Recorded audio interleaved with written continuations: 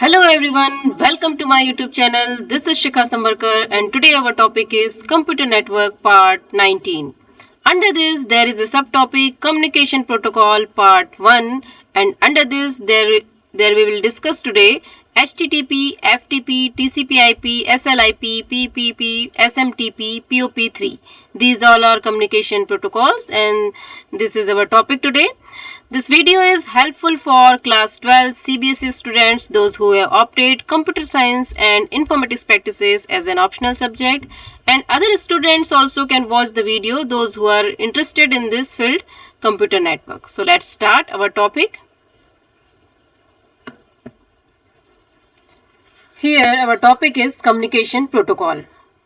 So in this slide there are two images are given. Left side, first left side image, you can see some people are talking with each other, or we can say communicating with each other.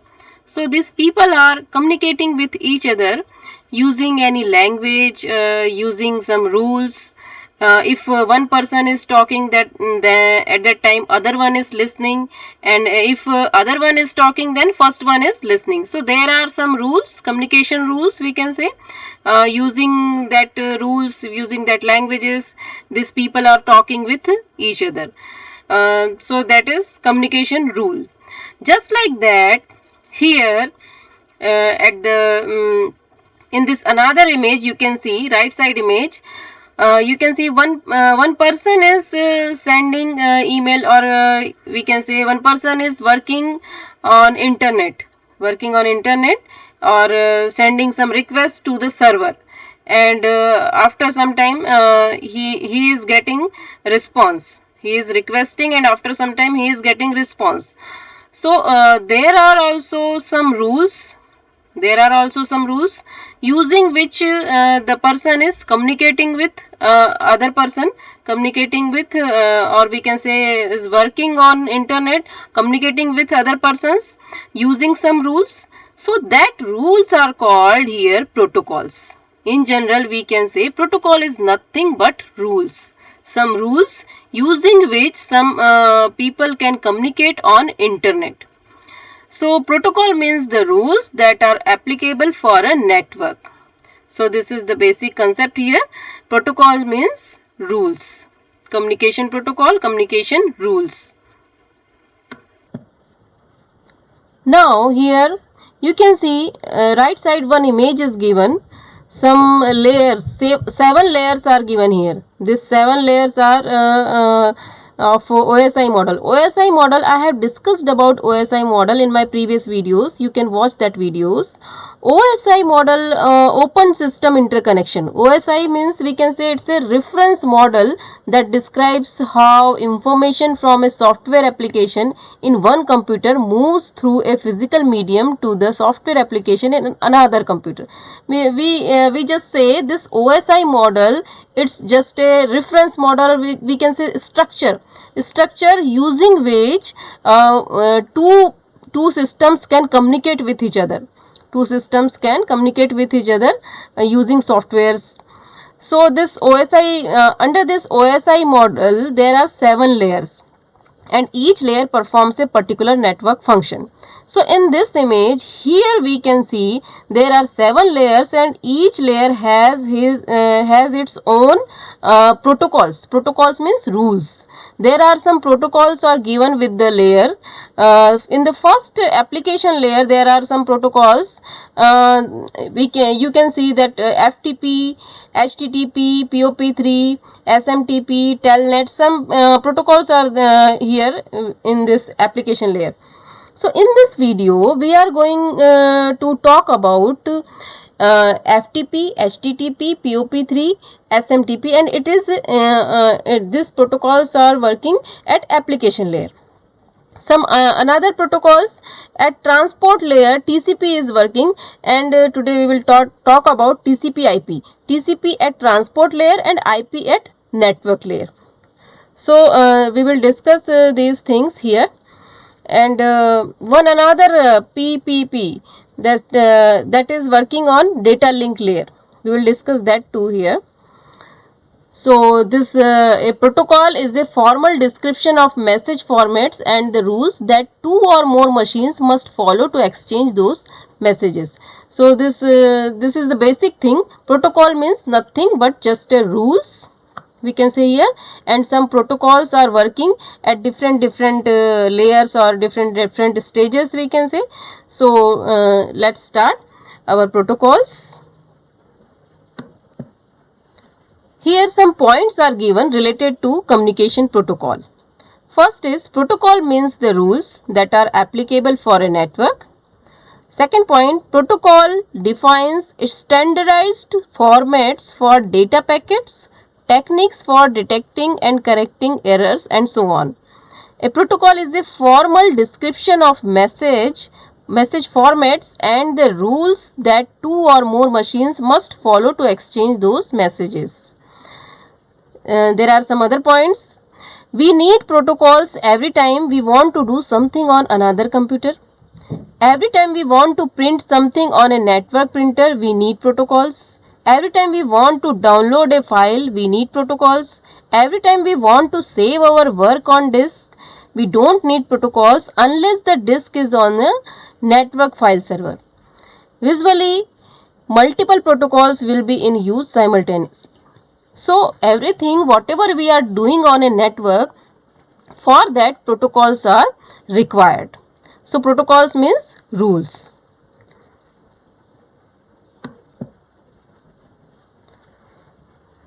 Here you can see some types of protocols. Actually, there are so many types are available of protocols. Here in this video, we will discuss about HTTP, FTP, TCP/IP, SLIP, PPP, SMTP, POP3. And remaining 2 points, last 2 points, these points we will discuss in the next video. Here I have included in this video HTTP, FTP, TCP/IP, SLIP, PPP, SMTP and POP3. So let's start one by one these protocols. Here the first one is HTTP. HTTP, the full form is Hypertext Transfer Protocol. This is Hypertext Transfer Protocol. HTTP is the set of rules. As we know, protocols are set of rules. So, HTTP is the set of rules for transferring hypertext on World Wide Web or on Internet. So, this HTTP is used for transferring hypertext on Internet or World Wide Web. So, this hypertext means text, graphic, image, sound, video, etc. Whatever you are transferring. So, this HTTP, using this HTTP, we can transfer our hypertext on Internet. So, this is the use of HTTP. Now, the HTTP protocol consists of two fairly distinct items. First one is the set of requests and second one is the set of responses. You can see there are 2 points. The set of requests from browsers to servers and the set of responses going back to the other way. Some other points are also given here. Third point, although HTTP was designed for use in the web, it has been intentionally made more general than necessary with an eye to future object-oriented application. The HTTP has various built-in request methods which allow users to read a web page or to read a web page's header or to store a web page or to append to a named resource or to remove the web page or to connect to existing resources or to break an existing connection between two resources. So, whenever we are communicating, whenever two systems are communicating with each other, at that time HTTP is used, Hypertext Transfer Protocol. This is the meaning here.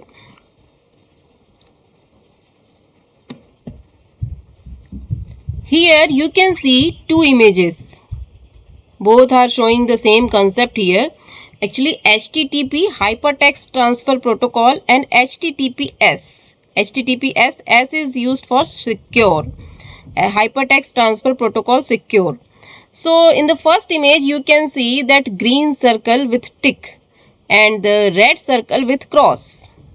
So, and this green circle with tick this is, you can see one padlock is there, that green lock is there, and after that it is written there https www.yourwebsite.com. you can see the link here there with that padlock.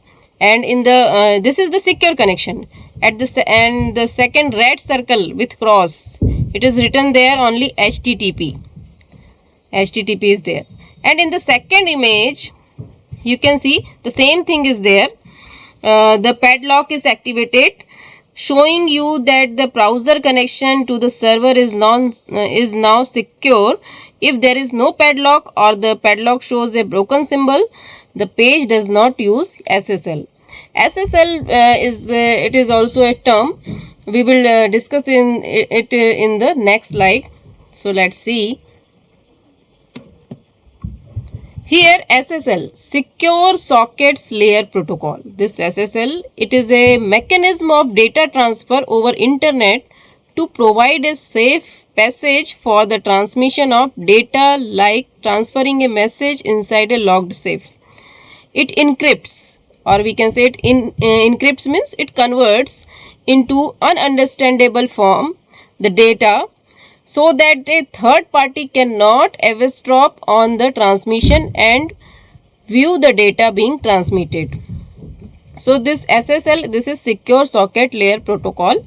And encryption, as you know, encryption decryption means coding decoding, we can say. This encryption, you can see the one image is here related to encryption and decryption. This encryption, it is a technique that translates the original data into a form which is not a usable form of data. The encrypted data must be decoded or decrypted to bring it back to the original form. You can see in the image the plain text, left side, the plain text is encrypted. It means it can be converted in some symbolic form or in some coding encryption in some coding form, and after that at the another end it is decrypted, decoded, and the receiver can get that original text, plain text. So this is the concept here. Now the second one protocol is FTP, File Transfer Protocol. This file transfer protocol is a standard for the exchange of files across internet. Whenever you upload a file, whenever you download a file, at that time this FTP is used. So it is written here that it is a standard for the exchange of files. This file transfer protocol, it is for the exchange of files across internet. This protocol is mainly concerned with transfer of file. FTP is not just the name of the protocol, it's also the name of a program or command. Issue the command by typing FTP followed by the address of another site and press enter.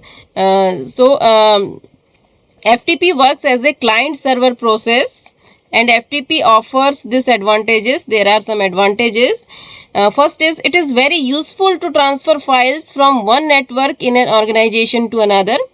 It is an effective way to get a geographically dispersed group to cooperate on a project. It is a potent and popular way to share information over the internet. So this FTP, it is useful for file transfer. So this is the protocol for file transfer. Here you can see two images, both are showing the concept of FTP, file transfer. Server and left side image, server and client is showing there, and right side image also you can see file transfer concept. Generally it is used to transfer a file while whenever you upload a file on internet or you download a file, at that time this FTP is used.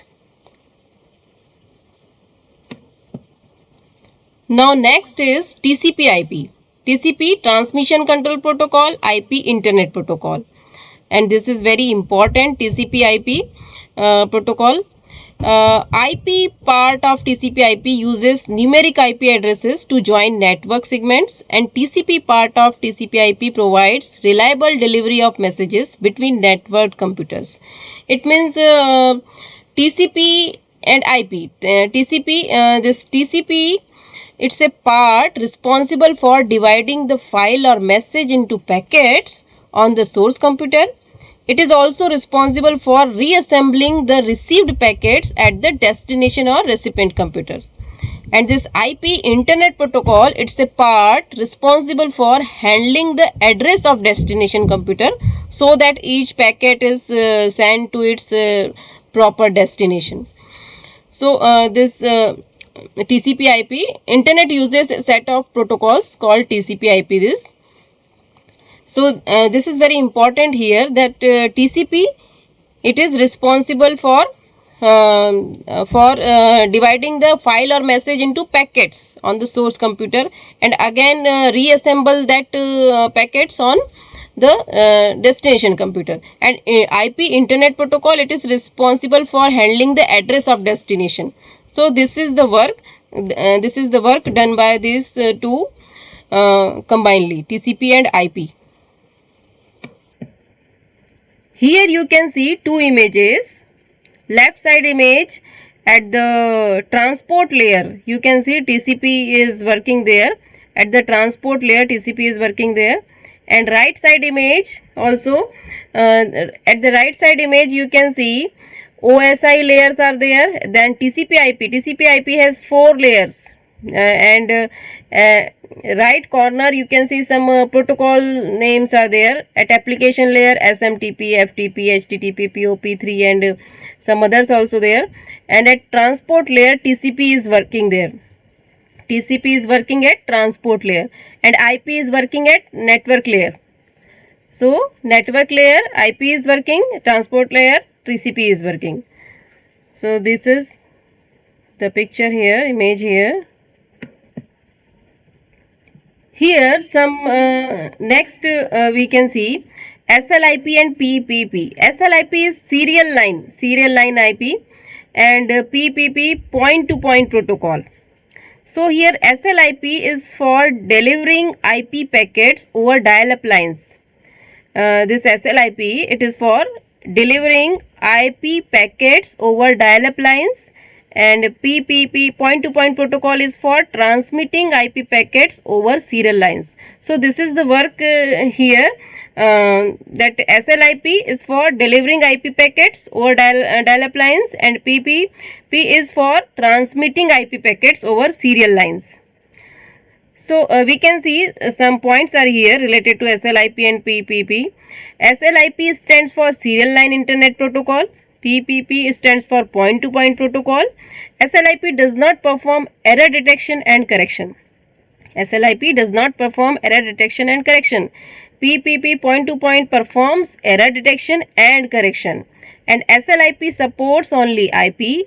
PPP supports multiple protocols. And IP address is assigned statically, and in PPP IP address is assigned dynamically. SLIP does not provide any authentication while PPP provides authentication. SLIP is not approved internet standard while point to point protocol is approved internet standard. So these are the points related to SLIP and PPP point to point protocol. Now here you can see two images. Left side image for SLIP and right side image is for point to point protocol PPP. You can see these images.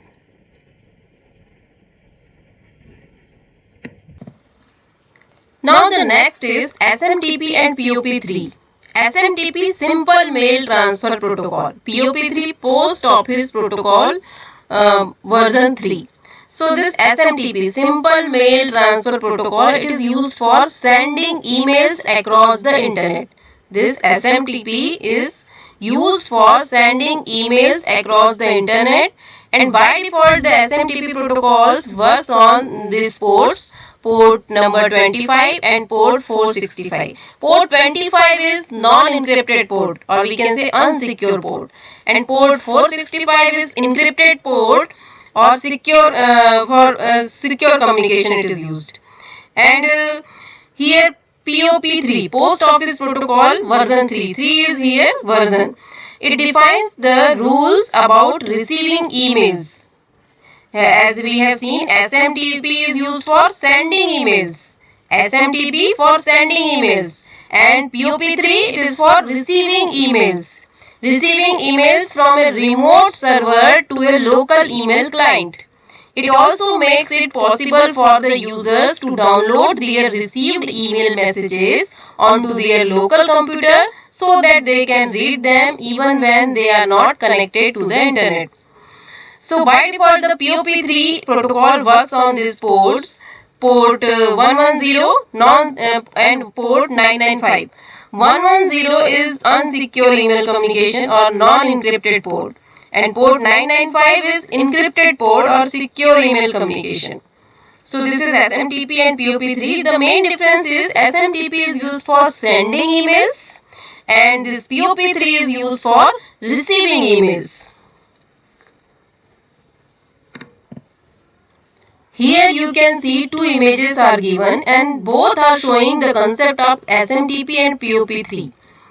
And in the right side image you can see one system, that blue colored system is used to send emails. So at that time SMTP is used there.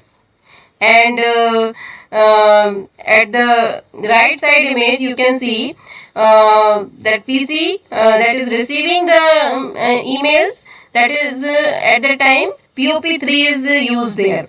POP3 is used there. And in the left side image also the same concept is here. Client PC is sending the mail. At that time it is using SMTP, and at the time of receiving it is that POP is used there. So this is the concept of SMTP and POP3 is here. SMTP at the time of sending the emails and POP3 at the time of receiving the emails. So this is the concept. You can see two more images are here showing the same concept of SMTP and POP3. Sending mail, at the time of sending mail the system is used SMTP, and at the time of receiving mail you can see it is written there POP3 at the left side image, and right side also both the images are showing the same concept. SMTP at the time of sending mail, POP3 it is used at the time of receiving mail. So friends, I hope this video is helpful for you all. Must watch my next video related to the remaining concept of communication protocol. Thank you. Please like, share, comment and subscribe this YouTube channel presented by Shikha Samarkar. Thank you.